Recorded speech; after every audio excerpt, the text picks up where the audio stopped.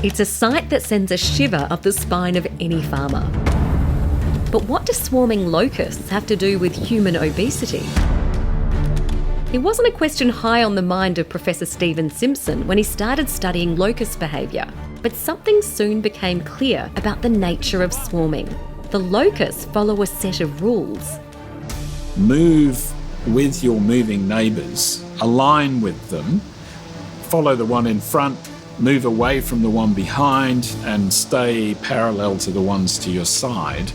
Their tendency to align with one another and move one following the one in front turns out to be driven by cannibalism.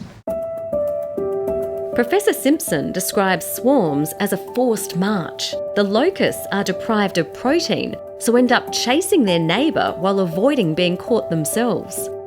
So that's when our swarming research and our nutritional research intersected. Professor Simpson and his longtime collaborator David Robenheimer have shown that protein regulates diet in most herbivores and omnivores, including us humans.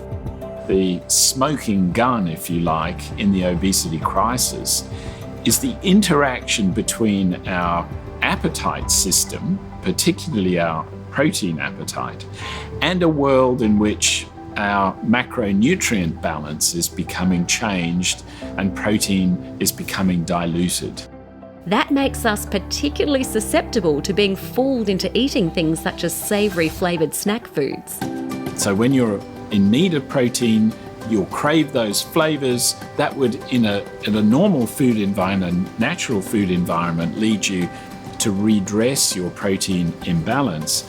In a junk food environment, it's going to lead you to eat a packet of barbecue potato chips, which will give you a load of fat and carbs and leave you protein hungry, so you'll end up having to eat more.